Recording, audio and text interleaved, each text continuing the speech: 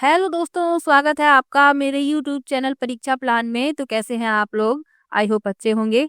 तो जैसा कि आप लोगों को पता है कि रीट के लिए मैं ईवीएस के प्रीवियस ईयर के क्वेश्चन सॉल्व करवा रही हूँ। इसके पहले 4 वीडियो आ चुके हैं, जिसमें मैं 2022 वाले पेपर के, 2021 वाले पेपर के, 2017 वाले पेपर के, 2015 वाले पेपर के, इन सभी के ईवीएस के क्वेश्चन मैं सॉल्व करवा चुकी हूँ। तो आप लोग वो वीडियो भी देख सकते हैं। ये जो पेपर है ये 2012 वाला पेपर है, तो इसमें जो ईवीएस के क्वेश्चन हैं उनको मैं सॉल्व करवाऊंगी। तो चलिए वीडियो को शुरू करते हैं। वीडियो देखने के बाद यदि आपको अच्छा लगे तो वीडियो को लाइक और शेयर कीजिएगा, और यदि आप चैनल पर नए हैं तो चैनल को सब्सक्राइब कर लीजिए। इसके अलावा लेवल 2 के लिए मैं साइंस के क्वेश्चन सॉल्व करवा रही हूँ प्रीवियस ईयर के, तो आप लोग वो वीडियो भी देख सकते हैं। तो चलिए आज की वीडियो को शुरू करते हैं। पहला प्रश्न दिया गया है, मूल्यांकन का मुख्य उद्देश्य है। पहला विकल्प है अनुशासन बनाए रखना, दूसरा है केवल परीक्षा करवाना, तीसरा है केवल प्रश्न पत्र बनवाना, और चौथा है अधिगमकर्ता की उपलब्धि जानना एवं सुधार करना। तो मूल्यांकन क्या होता है? सबसे पहले आप लोगों को मूल्यांकन की परिभाषा पता होनी चाहिए। तो मूल्यांकन छात्र की प्रगति के साक्ष्य एकत्र करने, विश्लेषण और व्याख्या करने की एक व्यवस्थित प्रक्रिया है। सफल शिक्षण के लिए शिक्षार्थियों का उचित मूल्यांकन आवश्यक है। मूल्यांकन शिक्षण और अधिगम प्रक्रिया के साथ एकीकृत होता है। तो ये तो मूल्यांकन की परिभाषा हो गई। अब इसमें मूल्यांकन का उद्देश्य पूछा गया है, तो जिसमें केवल लगा हो वो तो विकल्प प्रश्न के उत्तर होते ही नहीं हैं।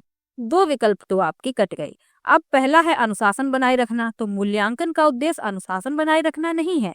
मूल्यांकन का उद्देश्य है कि अधिगमकर्ता की उपलब्धि जानना एवं सुधार लाना, यानी कि जो छात्र है उसकी उपलब्धि के बारे में पता लगाना, और जहां पर कमी है, जहां पर छात्र को परेशानी है, वहां पर सुधार करना।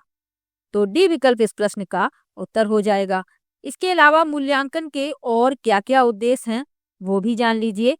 तो शिक्षण की प्रभावशीलता के संबंध में निरंतर जानकारी प्रदान करना, व्यक्तिगत शिक्षार्थियों की वृद्धि में सहायता करना, भविष्य की योजनाओं को वास्तविक बनाने के लिए सुविधा प्रदान करना, प्रगति वाले पोर्टफोलियो को बनाए रखना, शिक्षार्थियों में सोच और तर्क को प्रोत्साहित करना, जो शिक्षण के लिए महत्वपूर्ण है। तो ये भी मूल्यांकन के उद्देश्य हैं, ये भी आपको याद रखने हैं। तो चौथा विकल्प इसमें सही हो जाएगा। चलिए अगले प्रश्न पर चलते हैं। लिखा है, निम्न में से कौन सी क्रिया विज्ञान शिक्षण में पाठ्य सहगामी है? पहला विकल्प है विज्ञान क्लब, दूसरा है श्रव्य दृश्य सामग्री, तीसरा है पाठ्य पुस्तक, और चौथा है श्यामपट। अब विज्ञान शिक्षण में पाठ्य सहगामी क्रिया पूछी गई है, तो आप जो देख रहे हैं 3 विकल्प, श्रव्य दृश्य सामग्री, पाठ्य पुस्तक, श्यामपट, ये सभी के लिए पाठ्य सामग्री है, केवल विज्ञान शिक्षण के लिए नहीं है। चाहे आप हिंदी पढ़ा रहे हों, चाहे आप गणित पढ़ा रहे हों, चाहे आप पर्यावरण पढ़ा रहे हों, ये सभी के लिए है, लेकिन विज्ञान शिक्षण के लिए पूछी गई है, तो विज्ञान क्लब पहला विकल्प इसमें सही हो जाएगा।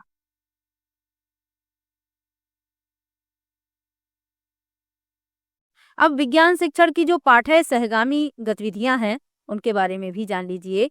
तो ये वे गतिविधियां होती हैं जो आमतौर पर छात्रों को उनमें विशेष प्रतिभाएं विकसित करने और विभिन्न रूपों के माध्यम से स्वयं को रचनात्मक रूप से व्यक्त करने के अवसर प्रदान करने के लिए कक्षा के बाहर आयोजित किए जाते हैं। और कौन कौन सी होती हैं? जैसे विज्ञान मेले और प्रदर्शनियों में भागीदारी, पोस्टर निर्माण और विज्ञान ड्रामा में भागीदारी, विज्ञान क्लब और संघों में भागीदारी, भ्रमण और खेल गतिविधियां, विज्ञान पार्क और संग्रहालयों में जाना, सौंदर्य और सांस्कृतिक विकास गतिविधियां। तो ये सभी भी विज्ञान शिक्षण में पाठ्य सहगामी गतिविधियां हैं, ये भी आपको याद रखनी है। चलिए अगले प्रश्न पर चलते हैं। लिखा है, पानी में से अशुद्धि, दही में से मक्खन, गेहूं से छोटे कंकर आदि को अलग करने की क्रिया को कहते हैं। पहला विकल्प है मिश्रण, दूसरा है पृथक्करण, तीसरा है छानना, और चौथा है ऊर्ध्वपातन। तो जब अशुद्धियों को अलग किया जाता है तो वह पृथक्करण कहलाता है। बी विकल्प इसमें सही हो जाएगा। पृथक्करण वह प्रक्रिया है जिसका उपयोग एक बार मिश्रण बनने के बाद 2 पदार्थों को अलग करने के लिए किया जाता है, और पृथक्करण प्रक्रिया के प्रकार का उपयोग मिश्रण के गुण और घटकों पर निर्भर करता है। तो पृथक्करण की कई विधियां हैं, जैसे वाष्पीकरण है, आसवन है, अवसादन है, तो ये सभी पृथक्करण की ही विधियां हैं। अब जो और विकल्प लिखे हुए हैं, मिश्रण क्या होता है? तो मिश्रण है दो विभिन्न वस्तुओं का संयोजन जिसमें घटक तत्व अलग अलग यानी पृथक होते हैं। जैसे नमक और रेत आप मिला दें, चीनी और पानी मिला दें, तो ये सभी क्या कहलाएंगे? मिश्रण कहलाएंगे। छानना क्या होता है? तो यह पृथक्करण की एक तकनीक है जिसका उपयोग निस्यंदक माध्यम का प्रयोग करके द्रव्यों या गैसों से ठोस को अलग करने के लिए किया जाता है। जैसे कि यदि आप चाय बनाते हैं तो चाय को छानना पड़ता है, जिसमें जो चाय होती है, चाय की पत्ती, वो छन्नी में रह जाती है और आपकी जो चाय होती है वो कप में एकत्र हो जाती है, तो यही कहलाता है छानना। ऊर्ध्वपातन क्या होता है? तो ऊर्ध्वपातन जो होता है, इसमें क्या होता है कि जो ठोस होता है सीधे गैस में परिवर्तित हो जाता है, तो ये कहलाता है ऊर्ध्वपातन। जैसे कि कपूर इसका बहुत अच्छा उदाहरण है, तो ये भी आपको याद रखना है। चलिए अगले प्रश्न पर चलते हैं। लिखा है निम्न में से कौन सा कथन सही है? जो सत्य कथन है वह बताना है। पहला है श्रव्य दृश्य सामग्री छात्रों के लिए उपयोगी है। दूसरा है चार्ट एवं ग्राफ श्रव्य दृश्य सामग्री है। तीसरा है चार्ट का प्रयोग केवल सामाजिक विज्ञान में किया जाता है। और चौथा है शिक्षण में कुशलता के लिए श्रव्य दृश्य सामग्री महत्वपूर्ण। अब इसमें केवल वाला और लिखा है शिक्षण में कुशलता के लिए श्रव्य दृश्य सामग्री महत्वपूर्ण नहीं है, तो ये तो विकल्प उत्तर होंगे ही नहीं। अब दो बचते हैं। इसमें लिखा है सत्य कथन पूछा गया है, तो श्रव्य द्रव्य सामग्री छात्रों के लिए उपयोगी है और चार्ट एवं ग्राफ श्रव्य दृश्य सामग्री है। तो चार्ट और ग्राफ श्रव्य दृश्य सामग्री नहीं है, ये सिर्फ दृश्य सामग्री है। तो श्रव्य दृश्य सामग्री छात्रों के लिए उपयोगी है, तो पहला विकल्प इसमें सही हो गया। इस तरीके से भी हम प्रश्न का उत्तर निकाल सकते हैं। यदि हमें किसी प्रश्न का उत्तर नहीं आता है तो हम विकल्प को ध्यान से पढ़ेंगे यदि, तो हमें प्रश्न का उत्तर पता चल जाएगा। क्योंकि विकल्प से भी कभी कभी ऐसे विकल्प दिए जाते हैं कि जो प्रश्न के उत्तर हो ही नहीं सकते, तो उनको काट दीजिए। फिर आपके जो विकल्प बचते हैं उनमें आप देखिए कौन सा विकल्प सही हो सकता है, जो प्रश्न के सबसे नजदीक हो, और उसी को टिक कर दीजिए, वही आपके प्रश्न का उत्तर हो जाएगा। चलिए अगले प्रश्न पर चलते हैं। लिखा है परीक्षण की वास्तविक रचना से पूर्व उसकी प्रारंभिक जांच कर लेनी चाहिए। इस प्रारंभिक जांच को कहते हैं। पहला विकल्प है परीक्षण की योजना बनाना, दूसरा है परीक्षण की तैयारी, तीसरा है पायलट स्टडी और चौथा है अंतिम प्रारूप। तो परीक्षण की वास्तविक रचना से पूर्व उसकी प्रारंभिक जांच कर लेनी चाहिए, और ये जो प्रारंभिक जांच है ये कहलाती है पायलट स्टडी। सी विकल्प इसमें सही हो जाएगा।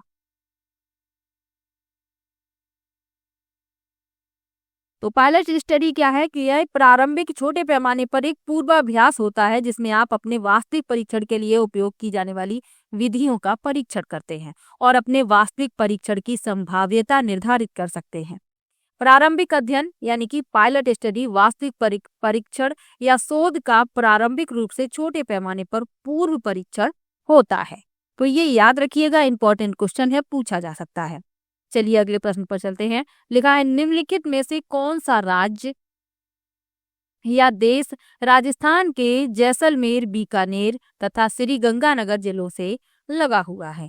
पहला विकल्प है गुजरात, दूसरा है मध्य प्रदेश, तीसरा है हरियाणा और चौथा है पाकिस्तान।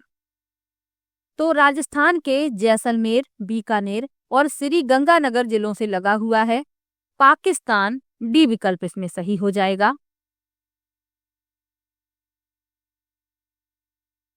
तो जैसलमेर, बीकानेर और श्रीगंगानगर राजस्थान के पश्चिमी जिले हैं, तो ये आपको याद रखना है। और जैसलमेर, बीकानेर, श्रीगंगानगर और बाड़मेर राजस्थान के ये 4 जिले दक्षिण एशियाई देश पाकिस्तान के सन्निकट हैं। एक जिला और भी आपको याद रखना है, 4 जिले लगे हुए हैं पाकिस्तान से। चलिए अगले प्रश्न पर चलते हैं।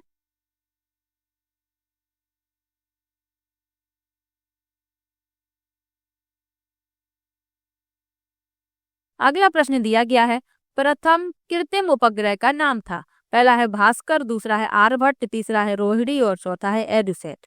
तो पहला कृत्रिम उपग्रह था आर्यभट्ट, बी विकल्प इसमें सही हो जाएगा। तो आर्यभट्ट भारत का पहला कृत्रिम उपग्रह था जिसका नाम प्रसिद्ध खगोल शास्त्री आर्यभट्ट के नाम पर रखा गया था। इसे 19 अप्रैल 1975 को इसरो द्वारा लॉन्च किया गया था। तो इसरो जो है ये भारत सरकार की अंतरिक्ष एजेंसी है और इसरो का फुल फॉर्म क्या है? Indian Space Research Organisation. ये भी आपको याद रखना है। तो बी विकल्प इसमें सही हो जाएगा।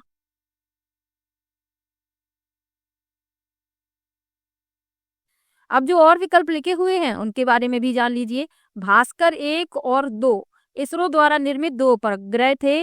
इन्हें 7 जून 1979 को लॉन्च किया गया था और ये भारत के पहले निम्न कक्षीय उपग्रह अवलोकन उपग्रह थे। तो भास्कर के बारे में आपको ये याद रखना है। रोहिणी क्या है? तो रोहिणी इसरो द्वारा 17 अप्रैल 1983 को लॉन्च किए गए उपग्रहों की एक श्रृंखला है और इस श्रृंखला में 4 उपग्रह शामिल थे जिनमें से प्रत्येक को उपग्रह प्रक्षेपण यान द्वारा लॉन्च किया गया था। तो रोहिणी के बारे में आपको इतना याद रखना है। एरोसेट क्या है? तो एरोसेट को GSAT-3 के रूप में भी जाना जाता है जो पाठशाला स्तर से उच्च शिक्षा तथा सुदूर शिक्षा के लिए बना है। इसे 20 सितंबर 2004 को लॉन्च किया गया था और यह पहला समर्पित शिक्षा उपग्रह था जो देश भर में शैक्षणिक सामग्री और संवितरण के लिए कक्षा को उपग्रह आधारित 2 तरफा संचार उपलब्ध कराता है। तो इन सबके बारे में भी आपको जानना बहुत आवश्यक है। चलिए अगले प्रश्न पर चलते हैं। लिखा है विश्व पर्यावरण दिवस मनाया जाता है। पहला विकल्प है 21 मई, दूसरा है 27 मई, तीसरा है 5 जून और चौथा है 14 नवंबर।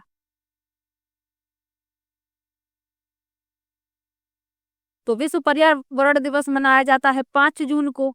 सी विकल्प इसमें सही हो जाएगा।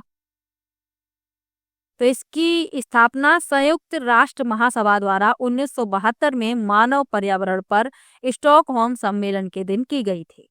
तो हर साल 5 जून को विश्व पर्यावरण दिवस मनाया जाता है।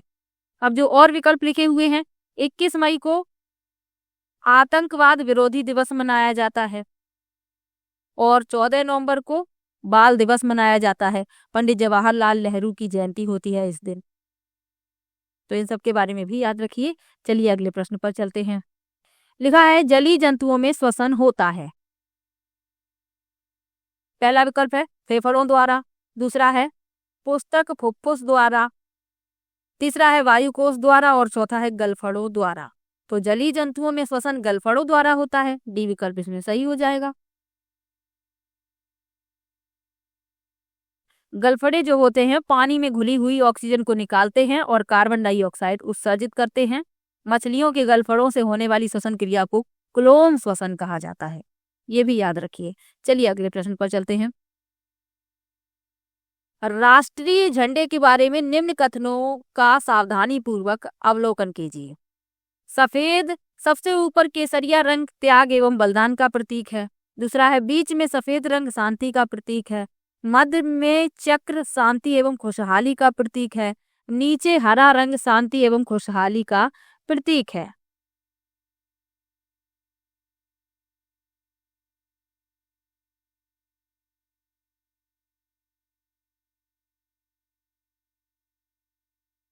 तो इसमें जो सत्य कथन है वह बताने हैं। तो सबसे ऊपर केसरिया रंग होता है और यह त्याग एवं बलिदान का प्रतीक है। ये बात बिल्कुल सही है, पहला इसमें सही हो जाता है। बीच में सफेद रंग शांति का प्रतीक है, ये भी सही है। मध्य में चक्र शांति एवं खुशहाली का प्रतीक है। तो मध्य में चक्र तो है लेकिन वह शांति और खुशहाली का प्रतीक नहीं है, बल्कि यह देश की प्रगतिशीलता को दर्शाता है। तो तीसरा गलत हो गया। और चौथा लिखा हुआ है कि नीचे हरा रंग शांति एवं खुशहाली का प्रतीक है, ये सही है। तो 1, 2 और 4 इसमें सही हैं, यानी कि आपका जो विकल्प है वह होगा तीसरा विकल्प। तीसरा विकल्प इस प्रश्न का उत्तर हो जाएगा। 1, 2, 4 सत्य है एवं 3 गलत है। तो सी विकल्प इस प्रश्न में सही है। चलिए अगले प्रश्न पर चलते हैं। वातावरण के अनुरूप पौधों एवं जंतुओं में पाए जाने वाले शारीरिक लक्षणों को कहते हैं। पहला है अनुकूलन, दूसरा है परजीविता, तीसरा है रूपांतरण और चौथा है इनमें से सभी। तो वातावरण के अनुसार पौधों एवं जंतुओं में पाए जाने वाले शारीरिक लक्षण अनुकूलन कहलाते हैं। ए विकल्प इसमें सही हो जाएगा। तो अनुकूलन क्या है? पौधों और जानवरों के विभिन्न भागों में उनके पर्यावरण के अनुसार संभावित बदलाव को अनुकूलन कहा जाता है। उदाहरण के लिए संरक्षण, कूदना, भंडारण आदि के लिए विभिन्न आवासों का अनुकूलन। चलिए अगले प्रश्न पर चलते हैं। हमारे राज्य का पक्षी अभयारण्य किस जिले में स्थित है? पहला है सवाई माधोपुर, दूसरा है अलवर, तीसरा है भरतपुर और चौथा है उदयपुर। तो हमारे राज्य यानी कि राजस्थान राज्य का पक्षी अभयारण्य पूछा गया है, तो भरतपुर में सी विकल्प इसमें सही हो जाएगा। पक्षी अभयारण्य क्या होते हैं? तो ये प्रकृति की सुविधाएं हैं जो पुनर्वास और अस्तित्व को बढ़ावा देते हुए पक्षियों की विभिन्न प्रजातियों और उनके प्राकृतिक आवासों का संरक्षण करती हैं। पक्षी अभयारण्य पक्षियों और उनकी प्रजातियों की रक्षा के लिए बनाए जाते हैं।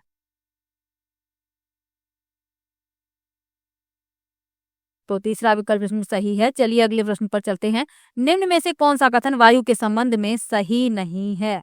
पहला है वायुयान उड़ान भरते हैं, दूसरा है वायु में भार होता है, तीसरा है वायु स्थान घेरती है और चौथा है वायु में रंग होता है।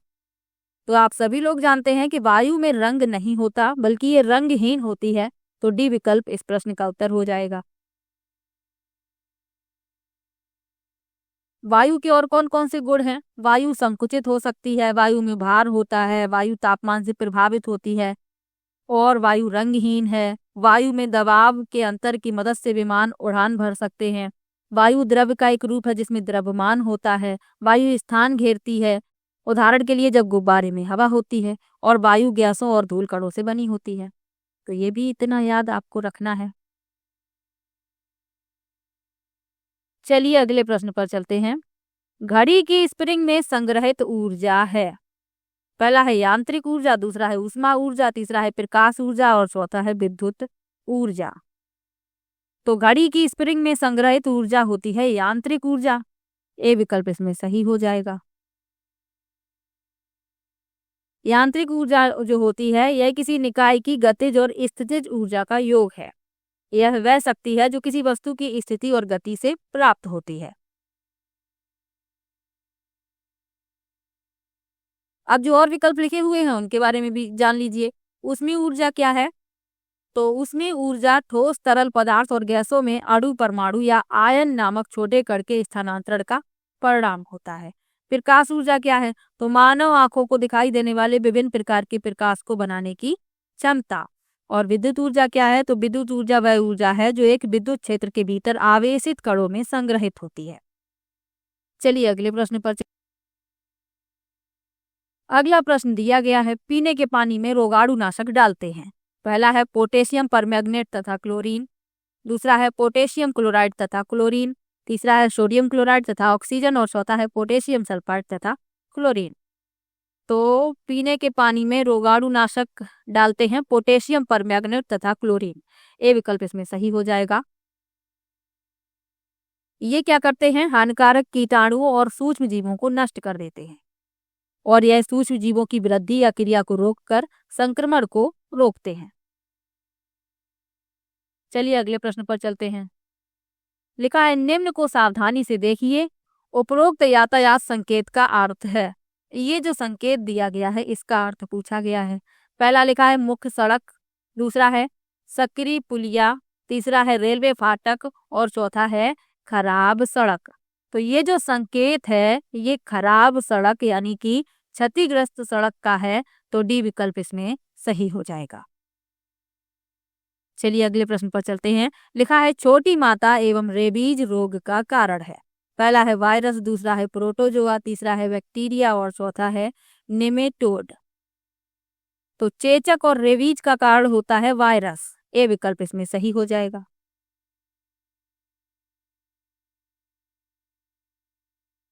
और वायरस की जो खोज है 1892 में दिमित्री इवानोवस्की ने की थी, ये भी याद रखिएगा। अगला प्रश्न दिया गया है। हम भोजन करते हैं एवं पाचन होता है। इस पाचित भोजन के उपयोगी पदार्थों का अवशोषण होता है। पहला है आमाशय की दीवार से, दूसरा है छोटी आंत्र की दीवार से, तीसरा है वृहद आंत्र की दीवार से और चौथा है यकृत में। तो जो भोजन हम करते हैं फिर उसका जो पाचन होता है और पाचित पचित भोजन के उपयोगी पदार्थों का अवशोषण छोटी आंत्र की दीवार से होता है। बी विकल्प इसमें सही हो जाएगा। तो छोटी आंत जो होती है, यहाँ भोजन का 90% पाचन और अवशोषण होता है। अन्य 10% आमाशय और बड़ी आंत में होता है। छोटी आंत की सतह का मुख्य कार्य खाद्य पदार्थों से पोषक तत्वों और खनिजों का अवशोषण है और छोटी आंत पाचन का सबसे परिश्रमी भाग है, तो ये भी याद रखिए। चलिए अगले प्रश्न पर चलते हैं। लिखा है पौधे प्रकाश संश्लेषण द्वारा भोजन बनाते हैं। प्रकाश संश्लेषण क्रिया में निम्न आवश्यक होते हैं। पहला है ऑक्सीजन जल सूर्य का प्रकाश एवं पर्णहरित। दूसरा है ऑक्सीजन शर्करा सूर्य का प्रकाश एवं जल। तीसरा है कार्बन डाइऑक्साइड जल सूर्य का प्रकाश एवं पर्णहरित। और चौथा है कार्बन डाइऑक्साइड शर्करा जल एवं सूर्य का प्रकाश। तो प्रकाश संश्लेषण के लिए क्या क्या आवश्यक है? कार्बन डाइऑक्साइड, जल, सूर्य का प्रकाश और क्लोरोफिल यानी कि पर्णहरित। तो सी विकल्प इसमें सही हो जाएगा। तो पौधे प्रकाश संश्लेषण द्वारा अपना भोजन बनाते हैं, तो सी विकल्प इसमें सही हो जाएगा। चलिए अगले प्रश्न पर चलते हैं। लिखा है मानव शरीर का सामान्य तापमान होता है। पहला है 33 डिग्री सेल्सियस, दूसरा है 38 डिग्री सेल्सियस, तीसरा है 98.6 डिग्री सेल्सियस और चौथा है 37 डिग्री सेल्सियस। तो मानव शरीर का सामान्य तापमान होता है 37 डिग्री सेल्सियस और यदि फॉरेनहाइट में पूछा जाए तो 98.6 डिग्री फॉरेनहाइट। दोनों ही आपको याद रखने हैं। चलिए अगले प्रश्न पर चलते हैं। लिखा है उदयपुर तथा भीलवाड़ा जिले में मिलने वाले खनिज हैं। पहला है जस्ता, सीसा, चांदी, तांबा। दूसरा है जस्ता, जिप्सम, गार्नेट एवं सोना। तीसरा है सीसा, चांदी, टंगस्टन एवं तांबा और चौथा है चांदी, रॉक फास्फेट, टंगस्टन एवं जिप्सम। तो उदयपुर और भीलवाड़ा जिले में मिलने वाले खनिज हैं जस्ता, सीसा, चांदी एवं तांबा। ए विकल्प इसमें सही हो जाएगा। तो उदयपुर को खनिजों की भूमि भी कहा जाता है, तो इतना भी आपको याद रखना है। और भीलवाड़ा को टेक्सटाइल सिटी कहा जाता है, तो दोनों ही बातें आपको याद रखनी है। चलिए अगले प्रश्न पर चलते हैं। राजस्थान के किस जिले में पेट्रोलियम निकाला जाता है? पहला है बारा, दूसरा है भरतपुर, तीसरा है जोधपुर और चौथा है बाड़मेर। तो पेट्रोलियम निकाला जाता है बाड़मेर में। डी विकल्प इसमें सही हो जाएगा। चलिए अगले प्रश्न पर चलते हैं। चंद्र ग्रहण होता है जब, पहला है पृथ्वी सूर्य एवं चंद्रमा के बीच होती है, दूसरा है चंद्रमा पृथ्वी एवं सूर्य के बीच होता है, तीसरा है सूर्य पृथ्वी एवं चंद्रमा के बीच होता है और चौथा है पृथ्वी सूर्य एवं चंद्रमा सीधी रेखा में होते हैं। तो चंद्र ग्रहण जो होता है वह पूर्णिमा के दिन होता है और इस दिन क्या होता है, पृथ्वी सूर्य और चंद्रमा के बीच में आ जाती है। तो पहला विकल्प इसमें सही हो जाएगा। और जो सूर्य ग्रहण होता है वह अमावस्या के दिन होता है और इस दिन क्या होता है, चंद्रमा पृथ्वी और सूर्य के बीच में आ जाता है। तो दोनों ही बातें आपको याद रखनी हैं। चलिए अगले प्रश्न पर चलते हैं। पूछा गया है राष्ट्रीय पशु है, पहला है मोर, दूसरा है शेर, तीसरा है बाघ और चौथा है चिंकारा। तो राष्ट्रीय पशु पूछा गया है तो वह है बाघ। सी विकल्प इसमें सही हो जाएगा। राष्ट्रीय पक्षी मोर है। दोनों ही बातें याद रखिए। चलिए अगले प्रश्न पर चलते हैं। लिखा है सूर्य नगरी नाम है, पहला है जयपुर का, दूसरा है जैसलमेर का, तीसरा है बाड़मेर का और चौथा है जोधपुर का। तो सूर्य नगरी कहा जाता है जोधपुर को और इसे ही ब्लू सिटी और कहा जाता है। तो डी विकल्प इसमें सही हो जाएगा। ब्लू सिटी या सन सिटी दोनों ही इसके नाम हैं।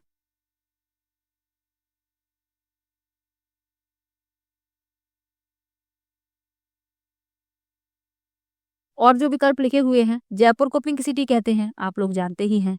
और जो बाड़मेर है ये पशु मेले के लिए भी प्रसिद्ध है और जैसलमेर को गोल्डन सिटी ऑफ राजस्थान कहा जाता है। अगला प्रश्न दिया गया है, निम्न में से कौन सा कथन सही है? पहला है एकल परिवार में दहेज प्रथा सामान्य बात है, दूसरा है एकल परिवार में बाल श्रम सामान्य बात है, तीसरा है दहेज तथा बाल श्रम सामाजिक बुराइयां हैं और चौथा है दहेज तथा बाल श्रम शहरों में सामान्य बात है। तो सत्य कथन पूछा गया है, तो इसमें जो आपका सी विकल्प है कि दहेज तथा बाल श्रम सामाजिक बुराइयां हैं, तो सी विकल्प इस प्रश्न का उत्तर हो जाएगा। अगला प्रश्न है मानव शरीर हड्डियों का ढांचा मात्र रह जाता है, इसका कारण है। पहला विकल्प है लंबे समय तक तंबाकू ग्रहण करने से, दूसरा है लंबे समय तक शराब का सेवन करने से, तीसरा है परिवार के लोगों द्वारा नशा करने से और चौथा है परिवार के लोगों द्वारा तंबाकू ग्रहण करने से। तो यदि कोई व्यक्ति लंबे समय तक तंबाकू ग्रहण करता है तो उसका जो शरीर है वह हड्डियों का ढांचा रह जाता है। पहला विकल्प इस प्रश्न में सही हो जाएगा। चलिए अगले प्रश्न पर चलते हैं। निम्नलिखित में से कौन सी सामग्री घर बनाने में काम नहीं आती? पहला है सीमेंट, दूसरा है लोहा, तीसरा है पत्थर और चौथा है स्कूटर। तो आप सभी लोग जानते हैं कि घर बनाने में स्कूटर का कोई काम नहीं है, तो यही इस प्रश्न का उत्तर हो जाएगा। अगला प्रश्न दिया गया है ऊन प्राप्त होती है। पहला है भेड़, ऊंट एवं याक के बालों से, दूसरा है भेड़, शेर एवं ऊंट के बालों से, तीसरा है ऊंट, हाथी एवं खरगोश के बालों से और चौथा है गाय, बकरी एवं भेड़ के बालों से। तो ऊन प्राप्त होती है भेड़, ऊंट एवं याक के बालों से। तो पहला विकल्प इसमें सही हो जाएगा। बकरी के बालों से भी ऊन प्राप्त होती है, खरगोश के बालों से भी होती है, ऊंट के बालों से भी होती है, लेकिन जिस विकल्प में तीनों ही लिखे हुए हैं उस विकल्प को बताना।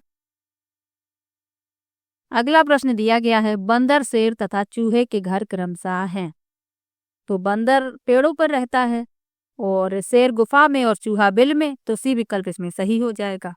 तो ईवीएस के सभी प्रश्न मैंने सॉल्व करवा दिए हैं। किसी भी प्रश्न में आपको डाउट हो तो कमेंट बॉक्स में जरूर लिखिएगा। मिलते हैं नेक्स्ट वीडियो में, तब तक के लिए बाय बाय।